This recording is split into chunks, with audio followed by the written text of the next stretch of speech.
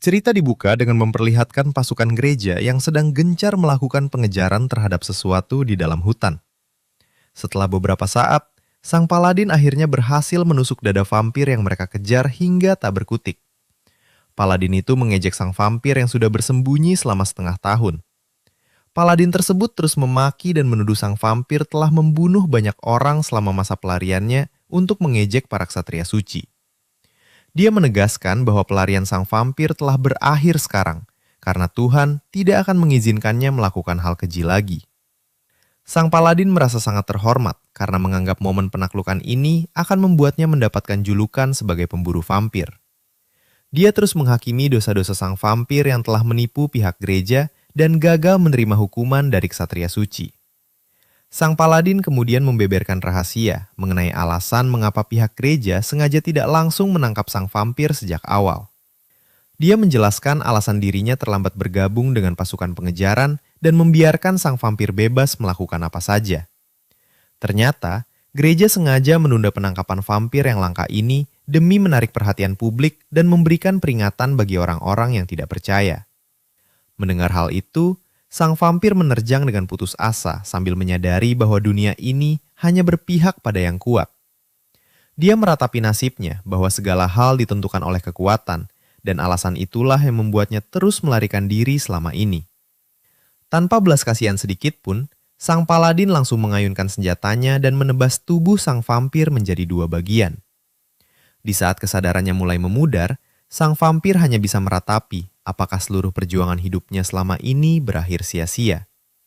Sambil menyeringai puas, sang paladin menegaskan bahwa eksistensi kehidupan vampir itu sendiri telah menodai dan mempermalukan citra baik gereja. Di detik-detik terakhir kematiannya, sang vampir sangat berharap diberikan satu kesempatan lagi agar dia tidak mengulangi kesalahan yang sama. Tiba-tiba sang vampir terbangun di dalam sebuah gua dengan kondisi kaget dan terengah-engah, seolah baru saja terbangun dari mimpi buruk. Sambil mencoba memahami situasi di sekitarnya, dia menyadari tubuhnya masih utuh dan hidup, padahal sebelumnya merasa telah terbelah. Dia terus meyakinkan dirinya sendiri mengenai kenyataan bahwa dia seharusnya sudah mati, lalu mempertanyakan apakah kejadian tadi hanya sebuah mimpi. Dia menyadari bahwa tempat itu adalah tenda lamanya, lokasi yang dia tinggali sebelum para ksatria suci gereja mulai memburunya. Melihat catatan yang ada di dinding, dia menyadari bahwa dirinya berada di waktu setengah tahun lalu sebelum pasukan penakluk mengejarnya. Dengan penuh kebingungan dan rasa tidak percaya, dia akhirnya menyadari bahwa dirinya telah kembali ke masa lalu. Sembari mengepalkan tangannya dengan emosional, dia bertekad menggunakan kesempatan kedua ini untuk menjadi sosok yang jauh lebih kuat. Gua tempatnya berada terletak di hutan terpencil dekat desa Broadwind, sebuah wilayah yang sangat jarang dilewati oleh manusia. Vampir bernama Eugene ini bertahan hidup di sana dengan bersembunyi, karena menyadari dirinya sangat lemah dan selalu diliputi rasa cemas. Meskipun tidak haus darah manusia, Eugene pernah sekali menyerah pada instingnya di masa lalu, dan satu kesalahan itu menghancurkan seluruh hidupnya. Keesokan harinya setelah kesalahan itu, para tentara bayaran mulai mengerbungi tempat tersebut, dan para ksatria suci pun ikut berpatroli. Tak peduli seberapa keras usaha Eugene untuk bersembunyi, pasukan pengejar dari gereja selalu berhasil menemukan posisi keberadaannya. Karena diselimuti rasa takut yang besar, dia akhirnya terpaksa bertahan hidup hanya dengan meminum darah binatang buas selama 12 tahun. Eugene terlihat berlari cepat meninggalkan tempatnya sambil bertekad di dalam hati untuk tidak mengulangi kesalahan fatal yang sama lagi. Dia menyadari bersembunyi lagi hanya akan membawa akhir yang sama, sehingga satu-satunya cara adalah menjadi kuat agar tidak bisa dibunuh. Eugene memutuskan untuk mengubah total strategi bertahan hidupnya mulai saat ini, dengan menggunakan cara insting layaknya seorang vampir sejati. Dia melangkah menuju sebuah rawa demi memanfaatkan kemampuan vampir yang bisa menyerap kekuatan besar melalui konsumsi darah makhluk kuat. Sesosok monster buaya raksasa yang ganas tiba-tiba keluar dari rawa, dan Eugene langsung mengenali makhluk itu sebagai penguasa hutan. Dengan sisa tenaga dan bersusah payah, Eugene mencoba bergerak lincah demi menghindari terkaman fatal dari monster buaya tersebut. Dia menyadari bahwa kondisi tubuhnya yang masih sangat lemah saat ini membuatnya hanya bisa bergerak pasif untuk menghindari serangan. Meski begitu, dia tetap mengincar peluang untuk membuat luka kecil pada monster tersebut agar bisa meminum darahnya demi mendapat kekuatan. Sambil melompat untuk melancarkan serangan, Eugene teringat bahwa selama ini strategi hidupnya yang keliru hanyalah berfokus pada menyembunyikan keberadaan diri. Karena tahu bersembunyi adalah hal yang sia-sia, dia tidak ragu lagi dan merasa sangat putus asa untuk mendapatkan kekuatan besar. Namun, serangan penuh tekad yang dia lancarkan ternyata sama sekali tidak berhasil menggores atau melukai kulit tebal monster tersebut. Monster buaya itu langsung memanfaatkan celah dan membalas serangan Eugene dengan hantaman keras menggunakan kibasan ekornya. Hantaman telak tersebut membuat tubuh Eugene terpental dengan sangat keras hingga melayang ke udara akibat kuatnya benturan. Eugene kini terkapar di tanah dalam kondisi sekarat dengan luka-luka serius di sekujur tubuh akibat serangan fatal tadi. Saat monster buaya itu kembali mendekat dengan gigi tajamnya, Eugene mulai meragukan keputusannya yang telah meremehkan kekuatan makhluk tersebut. Dia menyadari bahwa makhluk tersebut adalah roamer, predator liar ganas yang berkeliaran bebas di alam dan bukan sekedar monster biasa. Eugene menyesali kecerobohannya karena telah terlalu meremehkan bahaya dan kemampuan bertarung dari predator rawa yang dia hadapi. Dia baru menyadari bahwa seekor roamer tingkat master bisa dengan mudah menghabisi nyawanya bahkan sebelum dia sempat membalas serangan. Hantaman susulan dari monster itu seketika memicu guncangan yang sangat besar di seluruh area rawa tersebut. Tanpa memberi ampun, sang roamer langsung menggigit tubuh Eugene dan menyeretnya masuk ke dalam air rawa yang keruh. Saat terseret ke dalam air, Eugene mulai kehilangan harapan dan berpikir bahwa kesempatan kedua ini mungkin merupakan sebuah kesalahan. Namun, di ambang kematian itu, dia menolak untuk menyerah begitu saja pada takdir dan situasi yang menjepitnya. Saat tubuhnya masuk semakin dalam ke mulut sang roamer, Eugene teringat perjuangan hidupnya yang selalu merangkak dan menahan napas demi bertahan hidup. Dengan sisa tenaga yang ada, dia langsung menggigit lidah roamer tersebut demi bisa menyerap darahnya dan terus hidup. Seketika tubuh Eugene mulai bereaksi, di mana tato-tato di kulitnya memancarkan cahaya terang sebagai tanda perlawanan untuk menang. Perlahan-lahan tubuh Eugene kembali bugar dan berenergi karena dia tahu tidak akan ada kesempatan lagi jika kali ini gagal. Dia terus merangkak masuk lebih dalam ke dalam tubuh monster itu karena menyadari kekalahan hanya akan mendatangkan kematian. Eugene langsung mengincar kristal energi yang ada di dalam sana demi merebut kekuatan baru di atas darah makhluk lain. Tanpa ragu sedikit pun, Eugene langsung memakan mana kristal milik sang roamer untuk merebut seluruh kekuatannya. Seketika terjadi ledakan energi yang sangat dahsyat dari dalam, hingga membuat air rawa menyembur tinggi ke udara.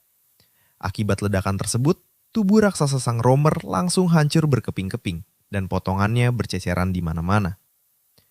Eugene berjanji pada dirinya sendiri bahwa dia tidak akan pernah lari lagi, dan siap menghadapi segala rintangan di masa depan.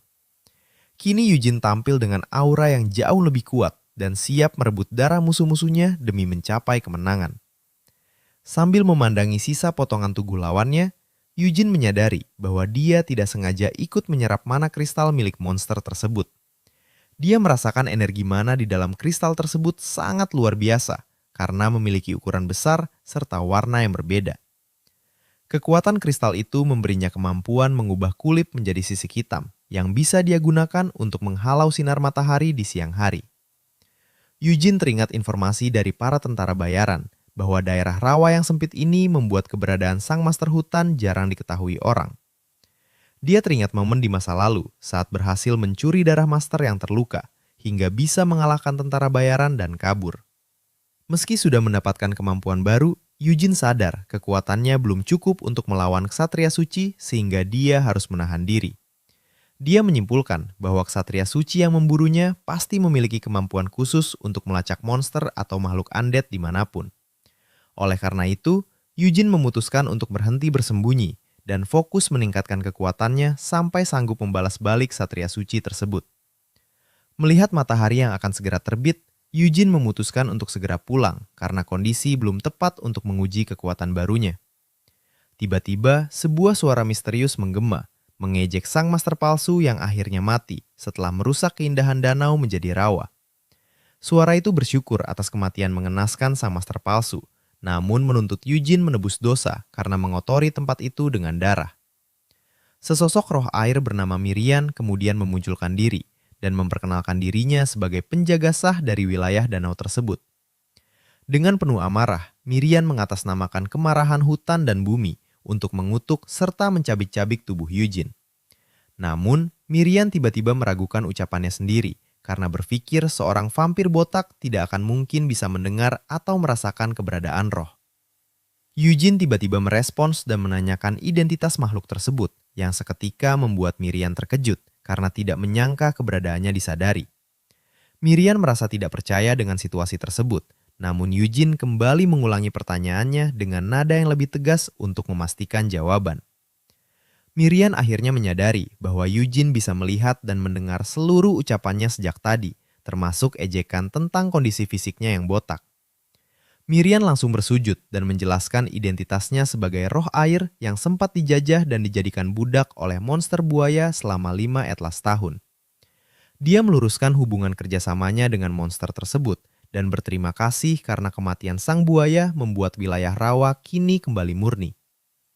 Mirian justru memuji Eugene dan mengira penyamaran tanpa rambut itu sengaja dilakukan untuk menurunkan kewaspadaan sang monster buaya sebelum menyerang. Sambil mengabaikan racihan roh tersebut, Eugene lebih memilih berfokus memperhatikan salah satu tatonya di tubuh yang perlahan mulai memudar. Mirian mengubah gaya bicaranya menjadi lebih formal, sambil memuji keindahan tato Eugene serta menebak-nebak makna pejuang di balik simbol tersebut. Eugene merenungkan asal-usul dirinya yang terlahir sebagai seorang vampir dengan 10 tato, tanpa memiliki ingatan masa lalu yang jelas. Dia mengingat kembali masa lalunya yang hanya berfokus untuk menjalani kehidupan dengan tenang tanpa memikirkan hal lain tentang jati dirinya. Eugene berspekulasi bahwa memudarnya tanda tersebut mengisyaratkan adanya sebuah mantra atau segel tubuh yang terlepas akibat pertarungan besar hari ini. Eugene berpamitan untuk segera pergi dan meminta roh tersebut menjaga area hutan, yang langsung membuat Mirian terkejut karena takut kehilangan teman mengobrol. Mirian mengeluhkan rasa bosannya yang mendalam selama ini karena jumlah makhluk yang bisa melihat eksistensi roh terus mengalami penurunan. Eugene mengingatkan tugas roh tersebut untuk memurnikan rawa menjadi danau kembali, namun Mirian berdalih proses itu memakan waktu sangat lama. Sebagai gantinya, roh air itu mencoba menahan kepergian Eugene dengan menawarkan air bersih buatannya yang diklaim memiliki rasa sangat nikmat. Dia terus membujuk Eugene dengan menjanjikan khasiat air bersih tersebut yang mampu membuat tampilan wajah sang vampir menjadi lebih berseri-seri. Mirian langsung mengeluarkan air dari dalam mulutnya untuk diberikan, namun Eugene dengan tegas menolak dan menyuruh roh itu menjauh darinya. Eugene memilih mengabaikan roh tersebut dan langsung melangkah pergi, meskipun Mirian terus berteriak menawarkan kemampuan memurnikan segala jenis air. Mirian terus berteriak memanggil sang vampir sambil menawarkan alternatif pemurnian air yang lain demi menarik perhatian agar tidak ditinggalkan sendirian. Beberapa hari setelahnya, suasana malam di desa Broadwind tampak begitu damai dan tenang. Namun ketenangan itu pecah saat seorang warga berlari panik dan melapor kepada kepala desa mengenai kemunculan monster bermata merah. Kepala desa dan warga terkejut saat mendapati sesuatu yang tak terduga tergeletak di depan gerbang desa mereka. Di sana, mereka melihat banyak sekali mayat hewan buruan, termasuk babi hutan yang bisa diambil oleh para warga desa. Warga bingung dengan niat monster bermata merah yang hampir setiap minggu selalu mengirimkan hewan-hewan mati tersebut ke desa mereka. Kepala desa teringat pada sosok monster bermata merah yang selama ini tinggal mengasingkan diri di kaki gunung.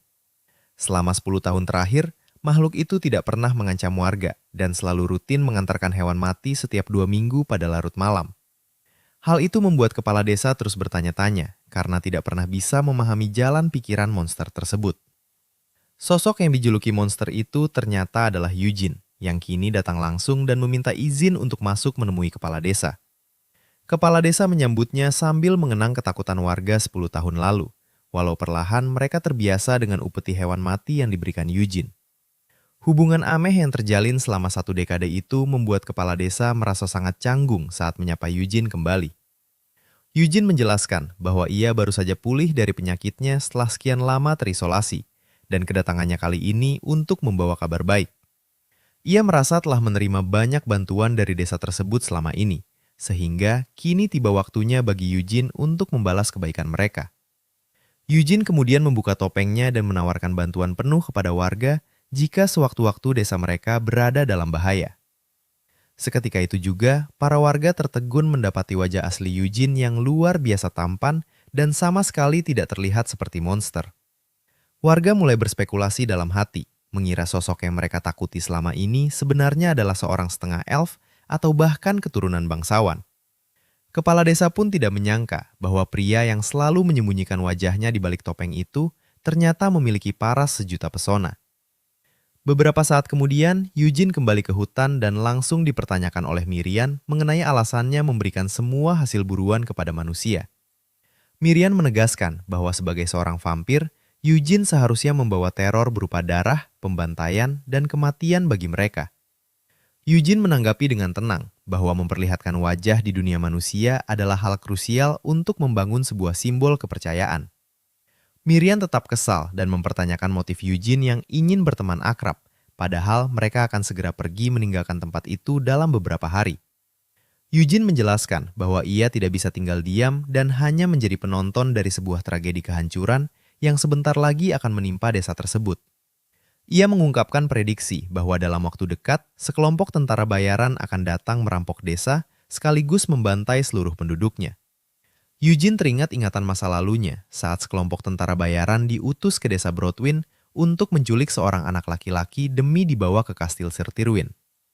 Demi melancarkan aksi penculikan tersebut tanpa meninggalkan jejak atau saksi mata, para tentara bayaran itu tega menghabisi nyawa seluruh warga desa. Eugene sadar jika ia tidak bergerak mencegah pembantaian itu sekarang, maka masa depan buruk di mana para kesatria suci memburunya akan benar-benar terulang. Mirian merasa cerita itu sulit dipercaya, sekaligus merasa heran dalam hati dari mana Eugene bisa mengetahui detail informasi sedalam itu. Meski sudah menghabiskan waktu berhari-hari bersama, Mirian mengaku tetap tidak bisa menebak atau memahami isi pikiran Eugene yang penuh misteri. Eugene meyakinkan bahwa kebenaran ucapannya akan segera terbukti, dan langkah awal yang harus ia lakukan adalah mengamankan kepercayaan warga desa dengan tampil tidak berbahaya. Mirian masih bingung mencari korelasi antara kedatangan tentara bayaran yang mengamuk dengan misi Eugene untuk mendapatkan simpati dari para penduduk desa. Langkah kaki mereka mendadak terhenti karena Eugene tiba-tiba berhenti secara mendadak, membuat Mirian yang berjalan di belakangnya langsung menabrak tubuhnya. Mirian seketika protes dengan nada kesal karena tindakan mendadak Eugene yang berhenti di tengah jalan tanpa memberikan peringatan terlebih dahulu. Namun, kekesalan Mirian langsung buyar saat pandangannya teralihkan oleh kemunculan rombongan tentara bayaran yang kini benar-benar ada di depan mata mereka. Para tentara bayaran yang melihat Eugene mulai berspekulasi dan mengira bahwa pemuda berambut unik di hadapan mereka hanyalah seorang warga desa biasa. Mereka mulai menyusun rencana penyerangan desa, sambil mengagumi paras Eugene yang dinilai terlalu cantik untuk ukuran seorang laki-laki. Melihat Eugene sendirian dan tanpa senjata, mereka memutuskan untuk segera bertindak cepat agar pemuda itu tidak sempat berteriak meminta pertolongan. Salah satu tentara bayaran langsung maju menerjang ke depan dengan penuh percaya diri untuk menghabisi Eugene seketika. Mirian yang berdiri di belakang hanya bisa memandang situasi tersebut dengan raut wajah yang sangat cemas dan khawatir. Tanpa diduga, hanya dalam gerakan satu kedipan mata, Eugene langsung menebas dan memenggal kepala tentara bayaran yang menyerangnya tadi. Aksi kilat dan mematikan itu seketika membuat sisa anggota tentara bayaran lainnya membeku karena terkejut dan tidak percaya. Sambil berdiri tenang, Eugene mengingatkan Mirian kembali mengenai tujuannya untuk tidak terlihat mencurigakan di mata penduduk desa Broadwind. Oleh karena itu, cara terbaik yang harus ia lakukan sekarang adalah menghabisi seluruh kelompok tentara bayaran ini tanpa sisa di dalam hutan. Eugene langsung bergerak melakukan pembantaian brutal, membuat para tentara bayaran panik ketakutan setelah menyadari bahwa lawan mereka adalah seorang vampir. Mendengar kata vampir, salah satu dari mereka justru termotivasi dan menghasut rekannya untuk menangkap Eugene hidup-hidup demi hadiah besar dari pihak gereja. Namun, belum sempat menyelesaikan kalimat bualannya, kepala tentara bayaran itu sudah lebih dulu menggelinding akibat tebasan cepat Eugene. Anggota yang lain tetap nekat maju menyerang bersama, saling menyemangati untuk bisa memenggal kepala vampir yang mereka anggap bukan monster biasa ini. Nekat menyerang Eugene terbukti menjadi kesalahan fatal, karena mereka semua tewas seketika menggunakan senjata mereka sendiri yang direbut Eugene. Seorang tentara bayaran bertubuh besar dengan senjata gada maju menyerang, sambil memaki rekan-rekannya yang bertindak bodoh karena maju tanpa strategi. Dengan penuh rasa percaya diri yang tinggi, pria bertubuh besar itu mengayunkan gadanya sekuat tenaga untuk menghancurkan tubuh Eugene. Secara mengejutkan, Eugene berhasil menghentikan hantaman gada besar tersebut dengan sangat mudah hanya menggunakan satu tangan kosongnya. Melihat serangannya terhenti total, tentara bayaran itu seketika gemetar dan cemas karena menyadari kekuatan musuhnya di luar nalar. Tanpa memberikan kesempatan untuk beralih atau menghindar, Eugene langsung menebas pria itu tanpa ampun hingga tewas di tempat. Eugene bergumam bahwa matahari yang mulai terbenam dan malam yang datang adalah waktu terbaik baginya untuk menyembunyikan genangan darah. Sisa tentara bayaran semakin panik dan histeris, lalu memutuskan untuk maju bersama-sama demi menumbangkan sosok monster di hadapan mereka. Pemimpin mereka merinding ketakutan menyaksikan seluruh pasukannya dihabisi dengan begitu cepat dan mudah oleh satu orang saja. Sadar bahwa mundur pun tetap akan berujung maut, sang pemimpin berteriak memaksa anak buahnya yang tersisa untuk terus maju bertarung. Ia memotivasi pasukannya bahwa monster itu tetaplah makhluk yang hanya memiliki sepasang tangan dan kaki, sehingga harus dikeroyok bersama. Namun dalam hatinya, sang pemimpin mengumpat ketakutan karena menyadari posisi mereka terkunci dan tidak bisa melarikan diri dari sana. Dengan sisa keberanian yang ada, pemimpin tentara bayaran itu akhirnya maju menerjang Eugene secara nekat dan putus asa. Serangan itu sia-sia karena Eugene dengan mudah mendaratkan satu pukulan mentah yang sangat keras tepat di bagian perutnya. Hantaman telak tersebut membuat tubuh sang pemimpin terpental jauh ke belakang hingga membentur batang pohon dengan sangat keras. Tubuhnya bergetar hebat didera rasa takut yang amat sangat ketika melihat Eugene berjalan pelan mendekati posisinya yang tak berdaya. Dalam kondisi sekarat, ia memohon agar Eugene berhenti dan bertanya apakah monster itu memang sudah mengincar mereka sejak awal. Pria itu membela diri dengan terbata-bata, menyatakan bahwa kelompoknya hanya datang untuk menyelesaikan tugas yang telah mereka terima. Eugene menuntut penjelasan mengenai detail tugas tersebut, sekaligus menegaskan bahwa desa yang menjadi target mereka adalah miliknya. Ketakutan setengah mati, sang pemimpin langsung meminta maaf dan bersumpah tidak tahu kalau desa itu berada di bawah perlindungan Eugene. Ia membocorkan bahwa misi mereka sebenarnya adalah mencari anak haram keluarga Tyrwin yang dikabarkan tengah bersembunyi di dalam desa tersebut. Eugene tidak percaya begitu saja dan menuduh pria itu berbohong karena jumlah pasukan yang dibawa terlalu banyak hanya untuk menculik satu anak. Terdesak oleh intimidasi Eugene, sang pemimpin akhirnya mengaku bahwa dugaan tentang rencana menghabisi seisi desa memang tidak sepenuhnya salah. Ia kemudian membeberkan bahwa dalang atau klien asli di balik misi ini bukanlah kepala keluarga Tyrwin, melainkan Kamara dan Fertile Tyrwin. Aksi penculikan anak haram tersebut sengaja dilakukan untuk memanfaatkan situasi ketegangan politik internal yang sedang terjadi di dalam keluarga mereka. Ia menambahkan bahwa rombongan besar ini dibawa hanya untuk mengantisipasi skenario terburuk, sambil terus memohon belas kasihan agar nyawanya diampuni. Mendengar nama Fertile Tyrwin, sosok kesatria pemburu vampir yang dulu pernah mempermalukannya, Eugene langsung mengertakkan giginya dengan geram. Eugene menganalisis bahwa Fertile yang berstatus kesatria mungkin tidak memerintahkan pembantaian, melainkan murni keputusan sepihak dari para tentara bayaran bajingan ini. Kejadian pembantaian desa di masa lalu itulah yang memicu kedatangan para paladin, karena hilangnya seluruh penduduk desa memancing perhatian besar. Pemimpin tentara bayaran itu terus meratap, menyesali keputusannya menerima misi ini dan bersumpah tidak akan mau datang jika tahu Eugene ada di sana. Eugene tampak menerima penjelasan tersebut dan hanya memberikan peringatan dingin agar pria itu waspada terhadap kawanan serigala di hutan ini.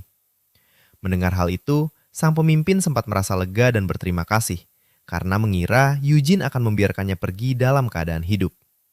Namun harapan itu musnah seketika saat Eugene secara tiba-tiba langsung memenggal kepalanya tanpa belas kasihan sedikit pun. Mirian yang melihat hal itu bertanya, mengapa Eugene harus langsung membunuhnya setelah mendapatkan informasi yang dia butuhkan? Eugene menjawab santai bahwa pria itu sudah tahu identitasnya sebagai vampir, lalu menunjuk ke arah kawanan serigala hutan yang kini telah tiba. Beberapa saat kemudian, kepala desa dan warga segera mendatangi hutan setelah menerima kabar penting dari Eugene. Mereka semua seketika terkejut mendapati sekelompok tentara bayaran telah menjadi mayat di sana. Kepala desa langsung mempertanyakan, apakah Eugene yang telah membantai semua tentara bayaran tersebut? Eugene menyangkal dan berdalih menemukan mereka dalam kondisi begitu saat hendak memeriksa perangkap berburu. Eugene menambahkan bahwa para tentara bayaran itu kemungkinan besar disergap saat menuju desa Broadwind. Kepala desa terkejut mendengar dugaan bahwa pelakunya adalah segerombolan serigala hitam. Eugene menjelaskan, ia bisa memburu serigala-serigala itu karena jumlahnya sangat banyak dan sedang memakan bangkai. Eugene memperingatkan adanya serigala pelarian, membuat kepala desa heran bagaimana cara Eugene menghabisi mereka semua. Para warga yang memeriksa mayat membenarkan adanya bekas taring dan cakar serigala di sana.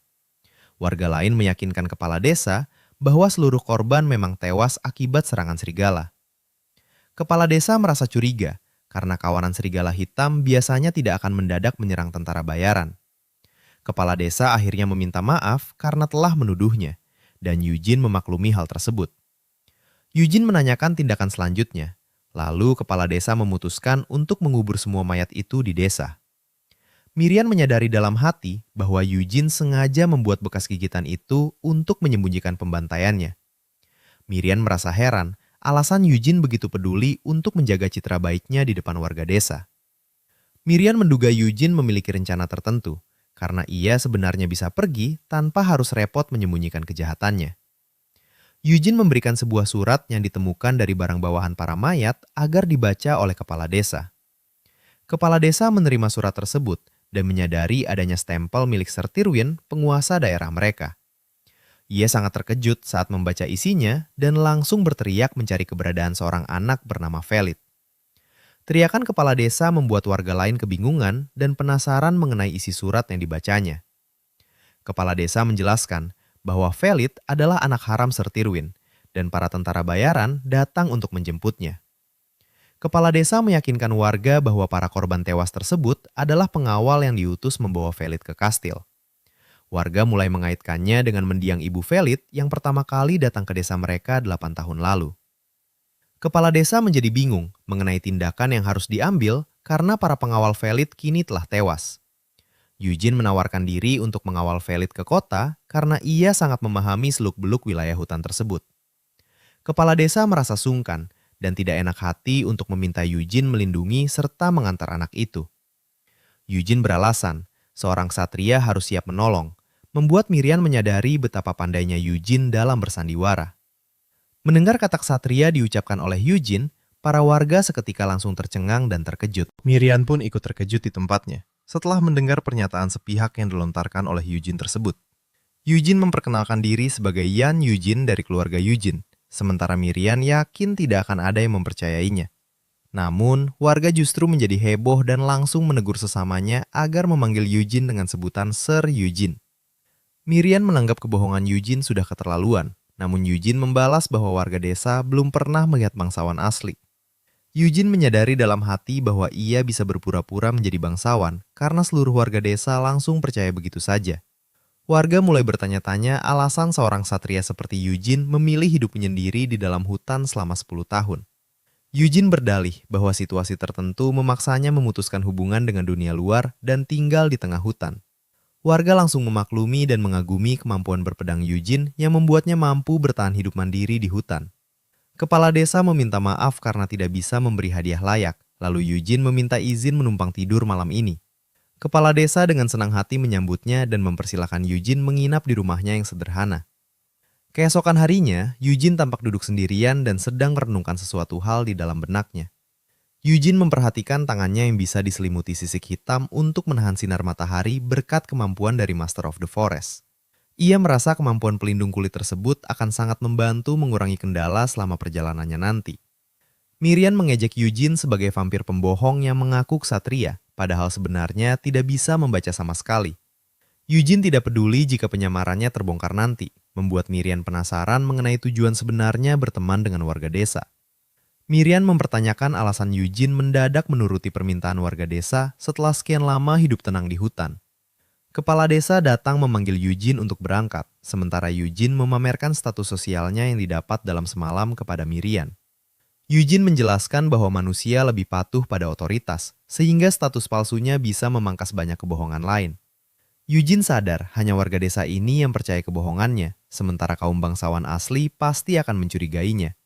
Oleh karena itu, Eugene bertekad untuk mengubah kebohongan identitasnya saat ini menjadi sebuah kenyataan. Sebelum pergi, kepala desa memberikan surat penjelasan dan menitipkan keselamatan Tuan Muda Felid kepada Eugene. Felid memperkenalkan dirinya secara sopan dan menyatakan kesiapannya untuk menerima bimbingan dari Sir Eugene. Eugene menyambut perkenalan tersebut dan menyatakan kesiapannya untuk bekerja sama dengan Felid selama perjalanan. Saat mereka mulai berjalan, Eugene membatin bahwa ia berhasil membangun kepercayaan warga melalui tindakan nyata dan kebohongan yang rapi. Eugene berencana memanfaatkan Felid untuk meraih status tinggi agar bisa mengubah kebohongannya menjadi bangsawan sungguhan. Setelah menempuh jarak cukup jauh, Eugene memastikan nama sebuah desa yang terlihat di depan mereka kepada Felid. Felid membenarkan nama desa tersebut berdasarkan papan penunjuk jalan, membuat Eugene menyadari bahwa anak itu bisa membaca. Felid menceritakan bahwa mendiang ibunya yang mengajari membaca, setelah dulu diajari oleh seseorang yang ternyata adalah Sir Tirwin. Miriam melihat kesempatan bagus ini dan menyarankan Eugene untuk meminta Felid mengajarinya membaca dan menulis. Eugene langsung meminta Felid mengajarinya, membuat anak itu terkejut karena mengira seorang satria pasti bisa membaca. Eugene berdalih, keluarganya telah runtuh dan selama hidupnya hanya sebilah pedang yang mampu menyelamatkannya, bukan huruf. Mendengar cerita masa lalu tersebut, Felid seketika merasa bersimpati karena tidak mengetahui kondisi keluarga Eugene yang sebenarnya. Eugene membatin bahwa keraguan yang berhasil diubah menjadi sebuah kepercayaan akan mampu menutupi semua kebohongan dengan sempurna. Miriam mengejek sandiwara Eugene yang dinilainya terlalu berlebihan dan memperingatkan bahwa hal itu bisa memicu kecurigaan. Namun, Miriam terkejut saat melihat tatapan mata Felid yang tampak sudah sepenuhnya mempercayai cerita karangan Eugene. Felid meminta maaf karena sempat mencurigai Eugene akibat rumor dari warga desa yang menjulukinya sebagai sesosok monster. Felid mengaku bahwa pandangannya sempat terpengaruh karena seluruh orang di desa selalu memanggil Eugene dengan sebutan itu. Felid kini bertekad menilai dengan mata kepalanya sendiri dan memaklumi jika seorang satria mengabaikan pelajaran membaca. Felid berjanji akan mengajari Eugene membaca secara diam-diam agar satria itu tidak merasa malu di hadapan orang lain. Secara mendadak, sebuah anak panah melesat dengan sangat kencang dan terarah tepat menuju ke posisi Felid. Eugene berhasil menangkap anak panah tersebut dengan cekatan. Sementara Felid seketika syok atas serangan mendadak itu. Felid langsung terjatuh lemas di tanah karena menyadari dirinya baru saja lolos dari bahaya kematian yang mengancamnya. Serangan tersebut ternyata berasal dari komplotan bandit yang saling menyalahkan karena bidikan panah mereka barusan meleset. Melihat kemunculan para pengadang tersebut, Eugene langsung mengenali dari wajah mereka bahwa mereka adalah sekelompok bandit. Ketua bandit langsung menggertak dan memerintahkan mereka untuk segera menyerahkan seluruh barang bawaan serta mengosongkan isi kantong. Belum sempat ketua bandit itu menyelesaikan ancamannya, Eugene sudah bergerak cepat dan langsung memenggal kepalanya hingga putus. Felid seketika membeku ketakutan saat melihat kepala manusia yang baru saja dipenggal itu menggelinding tepat ke arahnya.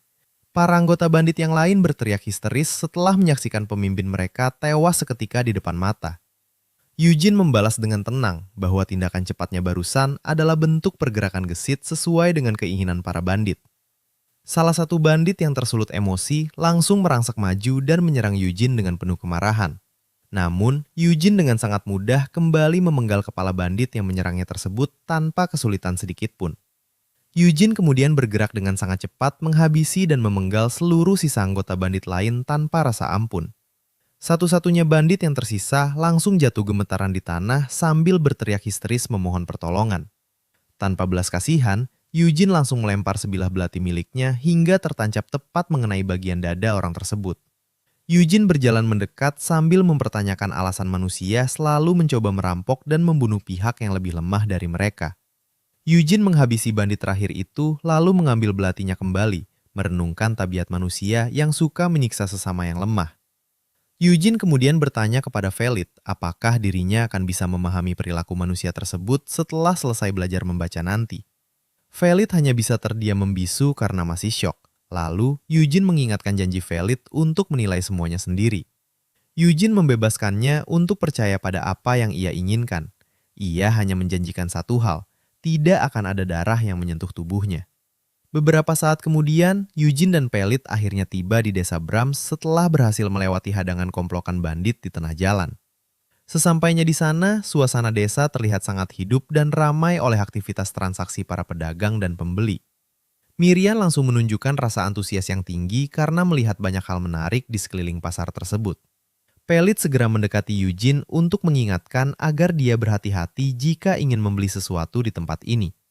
Dia menjelaskan bahwa para pedagang di desa ini terkenal sangat kejam dan sering melakukan kecurangan yang merugikan konsumen. Eugene kemudian memperhatikan seorang pembeli yang sedang mengamuk dan memprotes harga barang yang dinilai terlalu mahal. Melihat situasi tersebut, Eugene menyadari bahwa dirinya harus mengumpulkan uang terlebih dahulu sebagai modal awal perjalanannya.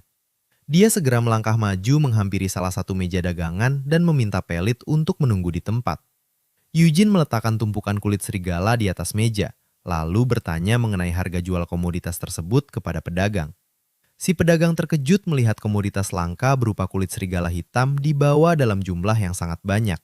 Pedagang itu kemudian langsung memperhatikan dan menilai penampilan Eugene dari ujung kepala sampai ujung kaki dengan saksama. Melihat pakaian Eugene yang lusuh, pedagang itu menyimpulkan bahwa dia hanyalah pengelana yang bisa dijadikan target penipuan. Pedagang itu mulai melancarkan aksinya dengan berpura-pura mengeluhkan kerusakan jubah, lalu menawarkan harga rendah senilai 18 perak. Eugene tidak memberikan respons kata-kata sama sekali dan hanya melemparkan tatapan mata yang sangat tidak puas. Tatapan mata merah yang tajam dari Eugene seketika membuat pedagang tersebut merasa sangat terkejut dan ketakutan. Pedagang itu langsung panik dan mengubah penawarannya dengan dalih bahwa pasokan kulit serigala hitam memang sedang langka. Eugene tetap bergeming dalam diam, membuat si pedagang semakin tertekan karena tidak mendapatkan respons kata-kata. Pedagang tersebut mencoba mencairkan suasana dengan tertawa, lalu menaikkan harga penawarannya menjadi 23 perak. Sorot mata Eugene yang masih menatap tajam membuat pedagang itu menyadari bahwa targetnya belum juga merasa puas. Karena semakin ketakutan, pedagang itu terus menaikkan tawaran dari 25 hingga mencapai 27 perak. Eugene masih memilih bungkam, membuat pedagang itu mengumpat dalam hati karena merasa ditekan habis-habisan. Setelah pedagang memberikan harga maksimal 30 perak, Eugene akhirnya bersuara dan menyepakati nominal transaksi tersebut. Saat malam tiba, mereka berdua melanjutkan perjalanan dan kembali mendirikan tempat perkemahan di dalam hutan. Eugene memanfaatkan waktu istirahat tersebut untuk mencoba membaca sebuah lembaran tulisan secara mandiri. Dia merasa kesulitan karena bentuk hurufnya yang rumit, serta menyadari kemampuan bacanya masih jauh dari kata sempurna.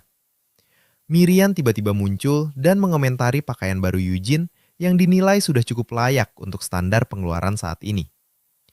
Eugene membalas bahwa dugaannya salah, karena pedagang di pasar tadi justru sangat baik dan memberikan bonus tambahan. Miriam meremehkan kepatuhan pedagang itu dan menyayangkan mengapa Eugene tidak sekalian membeli jubah sutra yang jauh lebih mahal. Bagi Eugene, yang terpenting jubahnya bisa menahan matahari. Namun Miriam memprotes agar dia bisa lebih menikmati hidup. Miriam menggebu-gebu menjelaskan kehidupan mewah ras vampir, lalu menasihati Eugene agar memiliki ambisi yang membara untuk sukses. Eugene merasa heran dan mempertanyakan dari mana Miriam tahu banyak hal, padahal mengaku hanya tinggal di daratan basah. Miriam menjelaskan bahwa dia sering mendapatkan saran bermanfaat dari para senior di alam roh yang sukses di dunia manusia. Dia juga mengingatkan batas usia hidup vampir, serta menyarankan Eugene untuk segera mempelajari naskah kuno kekaisaran. Namun, saat Eugene bertanya apakah roh air itu bisa membaca, Miriam langsung menjawab tidak dengan sangat tegas. Eugene pun menyindir kemampuan Miriam yang dirasa tidak bisa melakukan hal lain selain memanipulasi elemen air. Pelit yang baru kembali dari toilet tiba-tiba mengejutkan Eugene dan bertanya apakah dia sedang berbicara dengan seseorang. Karena Miriam tidak kasat mata, Eugene berbohong sedang bicara sendiri lalu mengalihkan pembicaraan dengan menanyakan kondisi perut Pelit.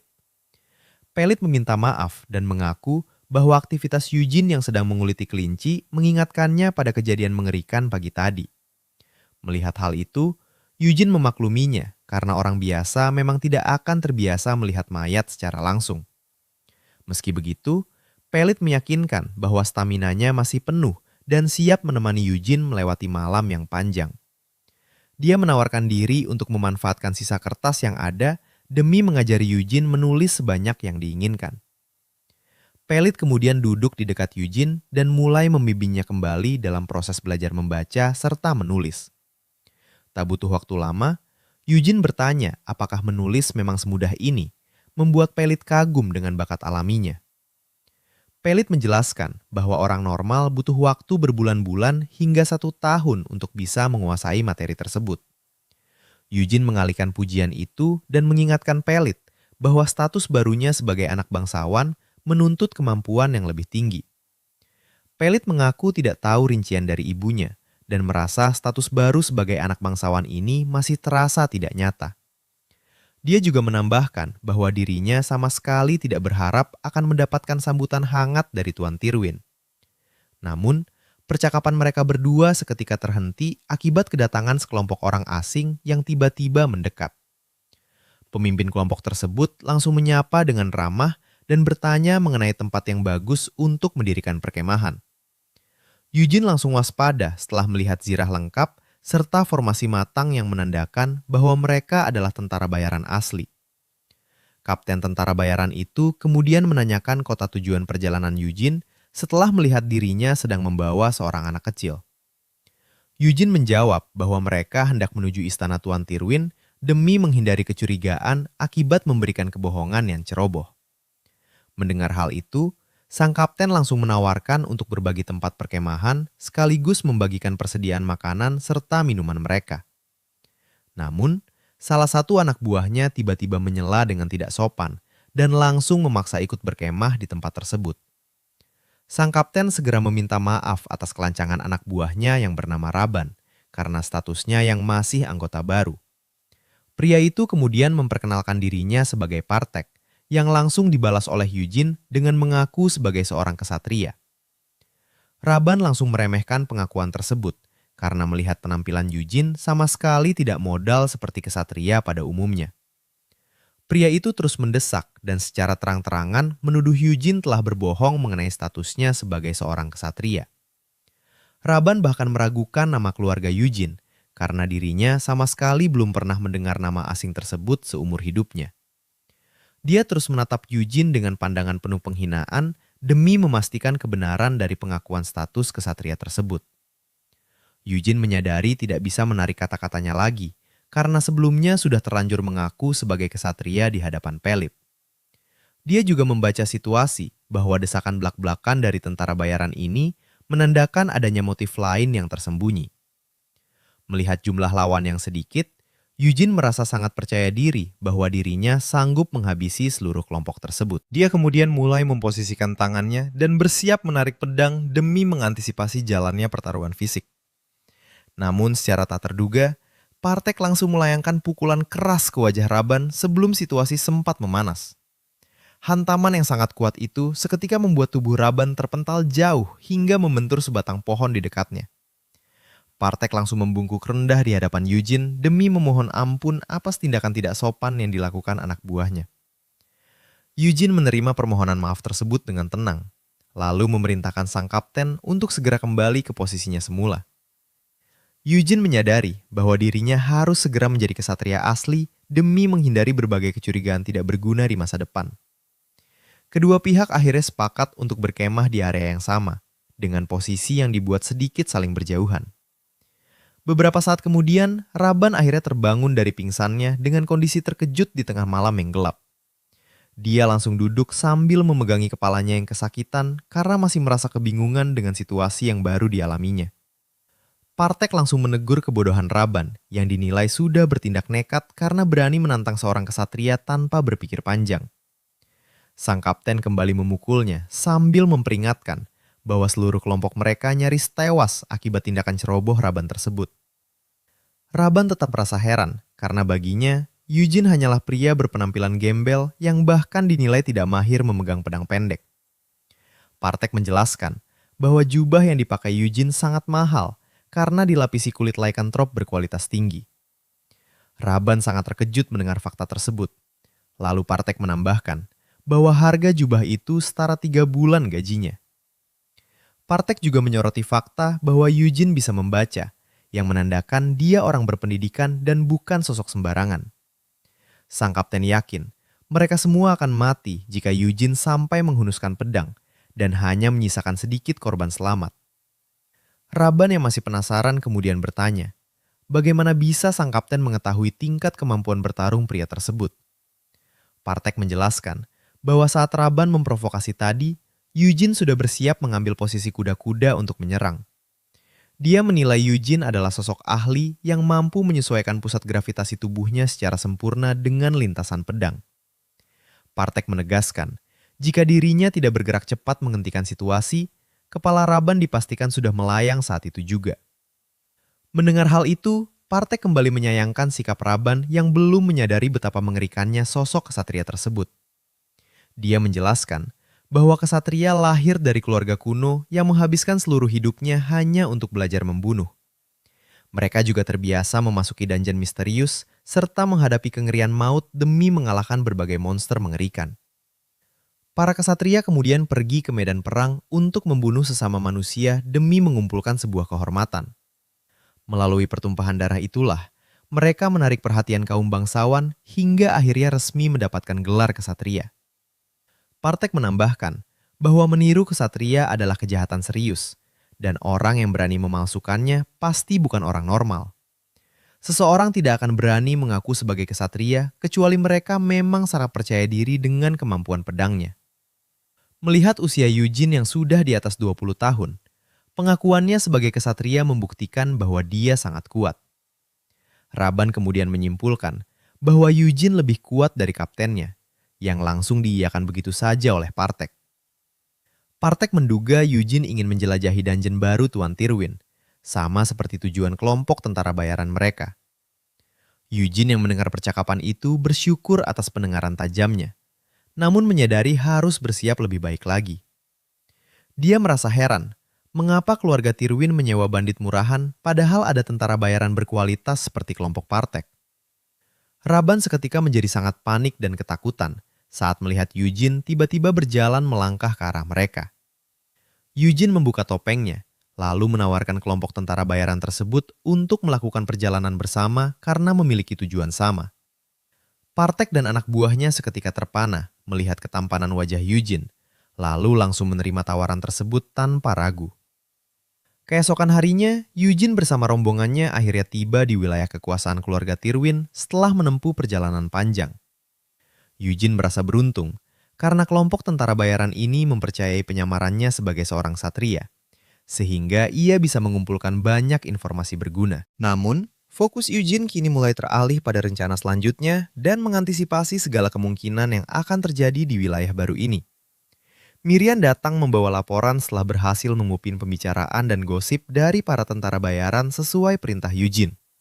Informasi dari Mirian menyebutkan bahwa kesehatan Lord Tyrwin sudah sangat kritis dan ajalnya diperkirakan bisa tiba kapan saja. Keluarga Tyrwin juga sedang kesulitan dana dan pasokan orang untuk membuka dungeon baru yang baru saja ditemukan di wilayah mereka. Mirian khawatir Pelit akan langsung menjadi anak yatim piatu yang terlantar begitu mereka sampai di kastil tersebut. Eugene memilih tidak peduli dengan nasib bocah itu, membuat Mirian panik dan kebingungan memikirkan langkah mereka selanjutnya. Mirian sangat cemas jika Pelit nantinya justru akan dihabisi oleh saudara-saudara tirinya yang haus kekuasaan. Eugene menduga alasan utama Lord Tyrwin memanggil Pelit pulang adalah demi melihat wajah sang anak untuk terakhir kalinya. Eugene menyadari bahwa momen ini akan menjadi titik balik yang mengubah garis nasibnya dan juga nasib Pelit ke depan. Rombongan mereka akhirnya tiba dan berdiri tepat di depan gerbang kastil megah milik keluarga Tyrwin. Eugene sempat tertegun sejenak karena ukuran dan kemegahan kastil tersebut ternyata jauh melampaui perkiraan awalnya. Mirian yang kegirangan langsung mendesak Eugene untuk segera sukses agar kelak bisa memiliki tempat tinggal semegah kastil ini.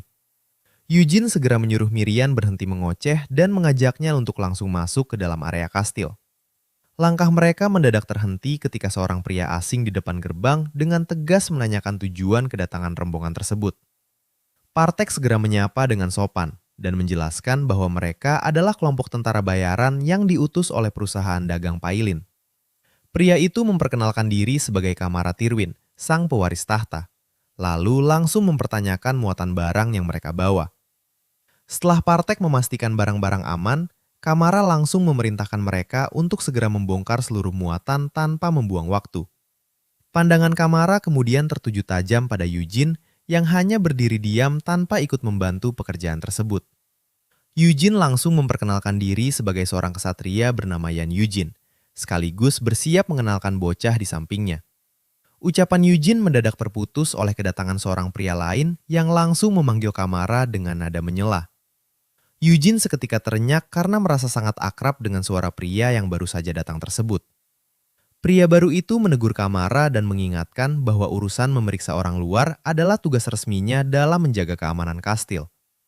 Ingatan masa lalu Eugene langsung bangkit, mengenali suara itu sebagai pemimpin regu pemburu vampir yang dulu menyiksanya.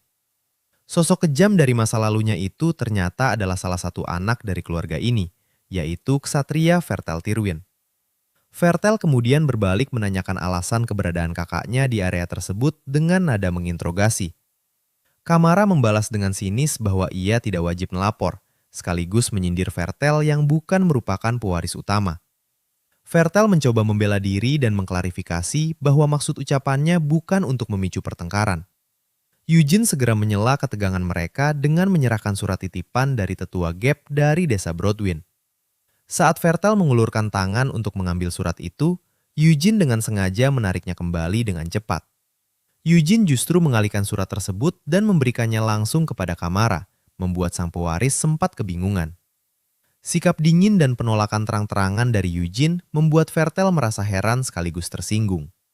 Kamara terkejut saat membaca isi surat yang mengabarkan kematian seluruh tentara bayaran dan identitas Pelit sebagai anak haram ayah mereka. Pelit langsung memperkenalkan diri dengan ceria, yang disambut antusias oleh Kamara karena mendapat adik baru. Kamara menyambut Pelit dengan hangat dan menyebut bahwa ayah mereka sudah sangat tidak sabar untuk bertemu. Vertel segera memerintahkan pelayan kastil untuk membawa Pelit mandi dan mengganti pakaiannya dengan yang lebih layak. Saat Vertel bersiap pergi meninggalkan area gerbang, para penjaga langsung menggiring Pelit masuk ke dalam. Eugene langsung menahan langkah Vertel demi menagih imbalan sekaligus meminta izin untuk ikut menemui Lord Tirwin. Vertel langsung menolak mentah-mentah permintaan Eugene dengan raut wajah yang tampak sangat kesal. Meskipun Eugene terus mendesak, Vertel berdalih bahwa kondisi kesehatan ayahnya yang memburuk membuat pertemuan itu mustahil terjadi. Eugene mengingatkan kembali perjuangan berat yang sudah ia lalui demi membawa pulang adik mereka dengan selamat. Kemarahan Vertel semakin memuncak. Lalu ia memberikan peringatan keras agar Eugene tidak membuatnya kehilangan kesabaran. Kamara tiba-tiba menyela dan mendukung Eugene, memicu protes keras dari Vertel yang merasa kuasanya ditentang. Kamara merasa tidak ada salahnya membawa Eugene masuk, mengingat mereka juga harus memperkenalkan Pelit kepada seluruh isi kastil. Vertel berargumen bahwa ayah mereka tidak boleh dipertemukan dengan orang asing misterius dalam kondisi fisik yang sangat lemah. Kamara langsung menyindir Verto yang dinilai sengaja mengatur jadwal tidur ayah mereka demi keuntungan pribadi. Kamara kemudian meminta maaf kepada Eugene atas sikap adiknya yang dinilai terlalu berlagak seperti seorang ahli waris. Pada akhirnya, Kamara tetap menolak Eugene secara halus dan mendoakan agar perjalanan pulang sang ksatria berjalan aman. Kamara langsung berbalik pergi meninggalkan Eugene sambil mengajak Pelit untuk berkeliling melihat situasi di dalam kastil. Eugene hanya bisa membatin karena dugaannya terbukti bahwa pihak kastil akan mempersulitnya untuk bertemu langsung dengan Lord Tirwin. Suasana mendadak riuh saat sebuah teriakan lantang dari arah belakang memanggil nama Vertol dengan keras. Seorang pemuda berbadan kekar datang mendekat sambil menyeret beberapa orang yang tampak tidak berdaya. Vertol terkejut melihat kekacauan tersebut, sementara si pemuda kekar menjelaskan bahwa orang-orang itu adalah tentara bayaran yang tertangkap mencuri. Pemuda kekar itu mengusulkan eksekusi mati sebagai peringatan, meski ia tahu mereka adalah pasukan bantuan untuk membuka dungeon. Vertol mencoba menenangkan situasi dan memilih untuk mendisiplinkan mereka di dalam kastil demi menghindari perhatian banyak orang. Partek yang mengenali sosok pemuda kekar itu langsung berbisik kepada Eugene untuk memastikan identitas ksatria Galfredic.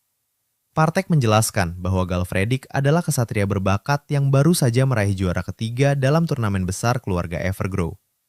Kesatria raksasa itu dikenal memiliki teknik bertarung sempurna dan dilaporkan telah menyapu bersih 1.000 pesaing dalam turnamen tersebut. Eugene heran melihat kesatria sehebat itu mau datang ke wilayah terpencil, yang diduga Partek karena adanya penemuan pintu masuk dungeon baru. Bagi seorang kesatria, keberhasilan membuka dungeon baru pada percobaan pertama akan mendatangkan ketenaran dan reputasi yang sangat besar. Proses pembukaan dungeon bukanlah perkara mudah, dan seringkali memakan banyak korban jiwa dalam setiap pelaksanaannya.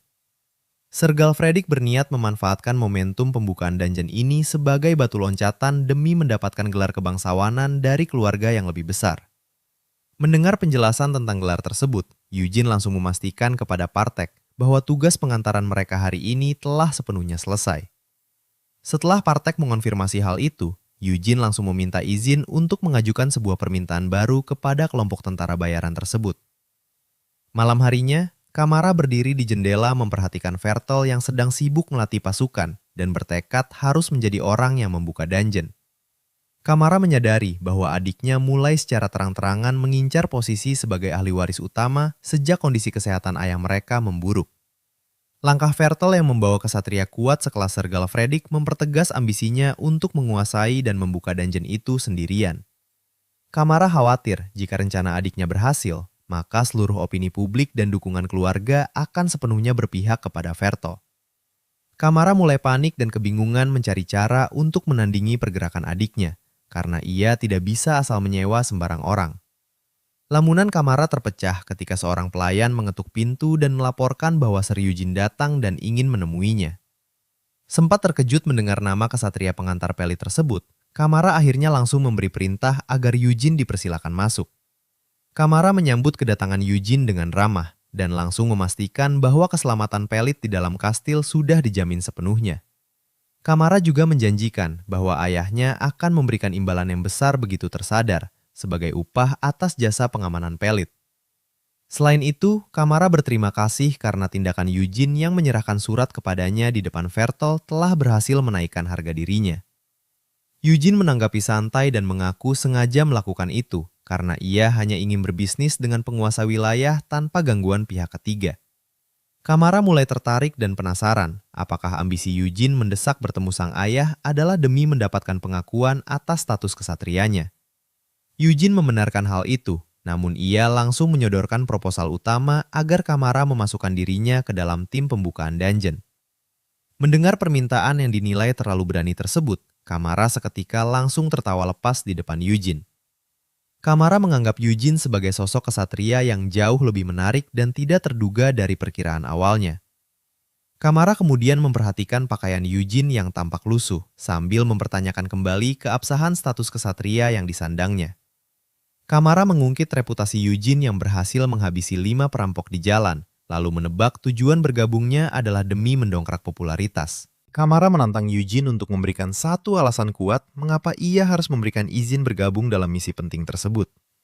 Dengan penuh percaya diri, Eugene menegaskan bahwa proposal yang dibawanya saat ini adalah penawaran terbaik yang sangat menguntungkan bagi posisi Kamara. Eugene memaparkan rincian upah murah berupa 100 koin perak dan setengah hasil bumi dungeon, tanpa meminta bagian mana kristal sama sekali. Kamara justru menjadi curiga karena harga yang ditawarkan Eugene berada jauh di bawah standar pasaran tim pembuka dungeon pada umumnya. Kamara membatin bahwa seorang satria biasanya sangat menjaga harga diri dan martabat mereka dalam urusan negosiasi tarif. Melihat pakaiannya, Kamara menilai Eugene sebagai satria tak bertuan yang tidak tamak, yang justru membuktikan bahwa dia adalah satria sejati. Kamara terus menimbang dan menganalisis setiap perkataan serta gelagat yang ditunjukkan oleh Eugene selama bernegosiasi. Eugene kemudian memojokkan Kamara dengan mengingatkan bahwa waktu yang mereka miliki sangat terbatas akibat pergerakan dari faksi saudaranya. Ucapan Eugene seketika membuat Kamara teringat kembali pada persiapan matang yang sedang dilakukan oleh Vertel di luar sana. Kamara menyeringai puas karena menyadari Eugene adalah tipe pria cerdas yang tahu persis kapan harus memanfaatkan situasi politik kastil. Tanpa ragu lagi, Kamara langsung menerima tawaran tersebut dan menyatakan kesiapannya untuk bekerja sama dengan pihak Ser Eugene. Eugene pun teringat kembali pada saran dari Partek mengenai sulitnya proses penyucian mana kristal dibandingkan dengan hasil bumi biasa. Partek sebelumnya menyarankan Eugene untuk bekerja sama dengan grup dagang kenalannya dan hanya fokus mengambil keuntungan dari hasil bumi dungeon. Strategi cerdas dari Partek itulah yang akhirnya berhasil membuat Ser Kamara tidak memiliki alasan lain selain menerima tawaran kerjasama ini. Kamara kemudian menemui Vertel untuk mendiskusikan perubahan susunan anggota dalam tim penaklukan dungeon. Vertel meremehkan keputusan Kamara yang ingin menambah anggota baru saat ini, menganggapnya sebagai tindakan yang mencerminkan rasa putus asa. Galfredik memperingatkan bahwa dungeon adalah arena hidup dan mati yang sangat berbahaya, bukan tempat bermain bagi anak-anak. Kamara menegaskan ia pasti menolak jika orang itu amatiran, namun ia tidak terlalu peduli karena sang satria direkrut oleh saudaranya. Vertel menambahkan bahwa saudaranya tersebut tidak memiliki hubungan yang akur serta koneksi yang luas dengan para bangsawan lain. Vertel meminta Galfredik untuk menyampaikan hal itu, membuat Galfredik mempertanyakan alasan tugas tersebut dibebankan kepadanya. Kamara meminta maaf karena membuat mereka menunggu lama setelah dirinya selesai berdiskusi dengan satria pribadinya. Kamara langsung memperkenalkan sang satria baru yang resmi bergabung dengan tim penaklukan, yaitu Ksatria Yan Eugene. Kamara kemudian menunjukkan regu tentara bayaran yang berada tepat di belakang barisan Yan Eugene. Vertel terkejut dalam hatinya saat menyadari pria itu adalah sosok yang pernah ia temui dan kini memiliki regu tentara bayarannya sendiri. Vertel berterus terang kepada Kamara bahwa mereka tidak bisa menerima anggota tim yang asal-usulnya sama sekali tidak jelas. Kamara menanggapi keraguan Vertel dengan menegaskan bahwa dirinya berani bersumpah atas kemampuan yang dimiliki ksatria tersebut. Kamara menceritakan informasi menarik tentang kelompok bandit di luar wilayah mereka yang selama ini selalu membuat mereka berdua pusing. Kamara menjelaskan bahwa Ser Eugene berhasil menumpas seluruh kelompok bandit tersebut sendirian, hanya dengan menggunakan sebilah pedang pendek. Galfredik secara tiba-tiba melemparkan sebuah belati dengan kecepatan tinggi ke arah Eugene untuk menguji reaksinya. Eugene langsung bereaksi dengan cepat menangkis lemparan belati tersebut menggunakan pedangnya. Galfredik menyeringai lebar, mulai merasa tertarik dan penasaran setelah melihat kemampuan refleks Eugene. Sambil berjalan mendekat, Galfredik menyindir kulit putih bersih Eugene yang dianggapnya mencerminkan kehidupan penuh kemewahan. Galfredik kemudian menantang Eugene secara langsung untuk menunjukkan kemampuan bertarung yang sesungguhnya. Mereka berdua bersama rombongan kemudian berpindah ke area arena untuk melangsungkan duel. Kabar mengenai duel Ser Galfredik tersebut langsung menyebar dengan sangat cepat dan mengejutkan orang-orang. Orang-orang berkumpul untuk melihat kehebatan sang satria peringkat ketiga turnamen yang terkenal bisa mengoyak monster dengan tangan kosong. Para penonton yang berkumpul merasa kasihan kepada siapapun orang yang menjadi lawan duel Galfredik. Galfredik berdiri di arena sambil menyeringai penuh rasa percaya diri dan kesombongan yang tinggi. Sebelum memulai pertarungan, Galfredik mengangkat pedangnya tinggi-tinggi ala ksatria sejati demi menghormati lawannya. Di sisi lain, Eugene justru tampak bersikap acuh dan sedang memikirkan hal lain. Eugene kemudian meniru gerakan hormat Galfredik secara kaku, membuat Galfredik seketika merasa kebingungan. Wasit di arena langsung mengumumkan bahwa pertandingan duel resmi dimulai. Kedua petarung tersebut langsung bergerak maju menerjang dan saling beradu pedang dengan sengit. Benturan keras dari kedua pedang mereka membuat Eugene dan Galfredik sama-sama terdorong mundur. Galfredik menggerakkan tangannya, memberi isyarat menantang agar Eugene segera maju menyerangnya lagi. Eugene menerima tantangan tersebut dan langsung melancarkan serangan balasan dengan pergerakan yang sangat cepat. Kedua senjata mereka terus berbenturan keras seiring serangan demi serangan yang dilancarkan tanpa henti. Raban bersorak kagum melihat kehebatan Ser Eugene yang dinilainya berhasil memukul mundur Ser Galfredik. Partek membantah dan menjelaskan bahwa Galfredik sengaja mundur hanya untuk mengukur kekuatan asli lawannya. Meski jalannya pertempuran terlihat sangat intens, Galfredik tetap santai sambil terus mengamati pergerakan Eugene. Galfredik menilai dalam hatinya bahwa ilmu pedang Eugene sangat kasar dan tidak terlihat seperti ksatria terlatih. Galfredik menyimpulkan bahwa Eugene adalah tipe petarung liar yang tumbuh dan berkembang di alam bebas. Galfredik langsung melontarkan dugaannya secara terang-terangan bahwa Eugene sebenarnya bukanlah seorang ksatria. Galfredik mengkritik ilmu pedang Eugene yang tumpul, serta kuda-kudanya yang lemah karena tidak pernah dilatih formal. Galfredik menambahkan bahwa gaya bertarung Eugene yang hanya mengandalkan fisik sangat mudah dibaca seperti buku terbuka. Eugene terus merangsak maju melakukan serangan sambil membalas agar Galfredik berhenti banyak bicara. Galfredik menangkis serangan tersebut dan menantang Eugene untuk mengalahkannya terlebih dahulu jika ingin dia diam. Galfredik menekan pedang Eugene kuat-kuat ke lantai, memanfaatkan momentum saat lawannya tersebut mulai lengah. Galfredik langsung berputar cepat mengambil posisi untuk melancarkan sebuah tendangan kuat ke arah lawan. Tendangan keras Galfredik mengenai sasaran dengan telak hingga membuat tubuh Eugene terpental cukup jauh. Tubuh Eugene terlempar dengan sangat keras sampai menghantam dinding pembatas arena duel.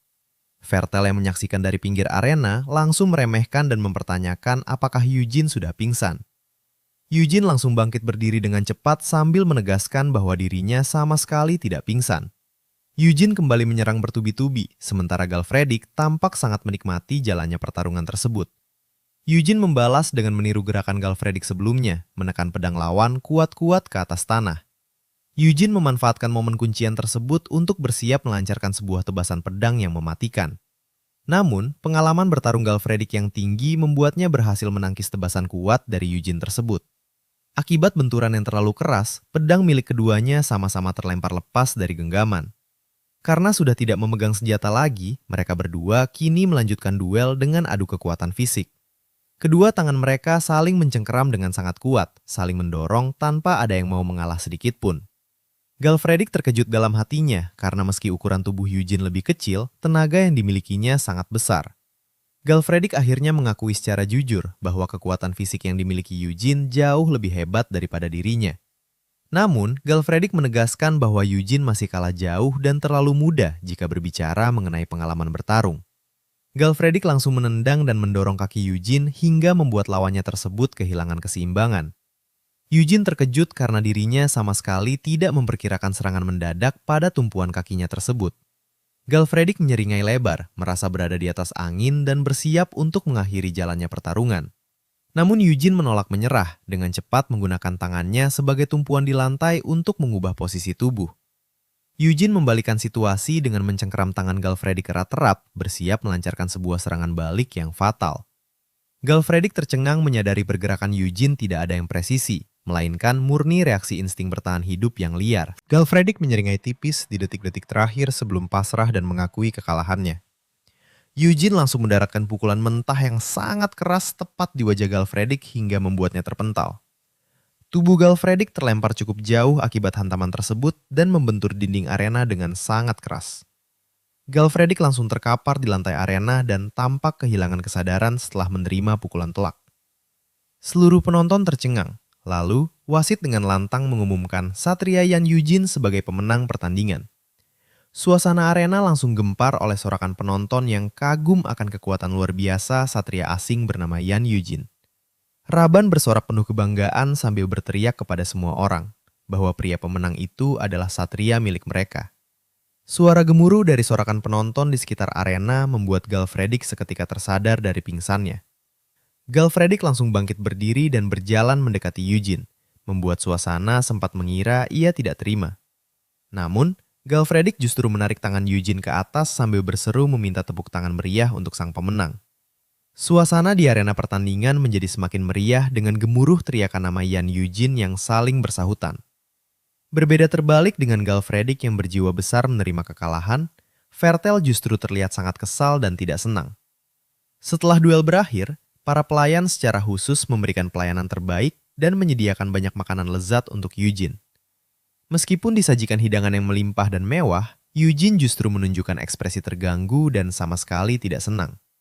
Kepala pelayan menjelaskan bahwa ia diperintah langsung oleh Kamara untuk menjamin kualitas makanan Eugene demi energi membuka dungeon. Pelayan lain menawarkan anggur terbaik serta mengonfirmasi kenyamanan ruangan karena mendengar kulit Eugene sangat sensitif terhadap cahaya. Mirian mengejek dalam hati tentang kondisi Eugene sebagai vampir, sementara Eugene memintanya diam dengan kesal. Eugene menghargai niat mereka namun menegaskan akan mengurus makanannya sendiri, lalu meminta semua pelayan segera keluar. Eugene menatap tajam para pelayan dan menitip pesan untuk Kamara bahwa ia lebih suka jika ditinggal sendirian. Keesokan harinya, Kamara menghampiri Eugene dengan sangat riang dan langsung menyapa satria andalannya itu secara berlebihan. Eugene merespons dengan datar, membuat Kamara langsung mempertanyakan alasan Eugene menolak semua fasilitas pelayanan yang diberikannya. Begitu Eugene melangkah keluar, Raban yang sudah menunggu di luar langsung berdiri tegap memberi hormat dengan penuh semangat. Galfredik ikut menghampiri dan langsung merangkulnya dengan akrab, membuat Eugene risih dan memintanya untuk segera melepaskan rangkulan. Galfredik menanyakan kenyamanan tidur Eugene sambil mengeluh wajahnya masih terasa berdenyut akibat pukulan semalam hingga sulit tidur. Galfredik memamerkan bekas luka lebam biru di wajahnya, membuat Eugene membatin apakah pria ini sedang minta dipukul lagi. Galfredik kemudian memanfaatkan cuaca yang cerah hari itu untuk mengajak Eugene melakukan latihan tanding atau sparring kembali. Eugene menyadari dalam hatinya bahwa Galfredik tidak peduli status satrianya, dan keraguan orang-orang perlahan mulai sirna. Meski ini hasil yang diinginkan, Eugene merasa belum terbiasa memiliki orang-orang yang terus berada di sekitarnya seperti saat ini. Eugene menyahut bahwa Galfredik hanya ingin dipukul lagi, yang langsung dibalas Galfredik dengan candaan penuh tantangan. Sebuah suara asing tiba-tiba memanggil nama Eugene dari arah belakang dan seketika membuat semua orang terkejut. Sosok yang memanggil itu ternyata adalah Pelit, yang datang menghampiri dengan kondisi babak belur dan menanyakan kabarnya.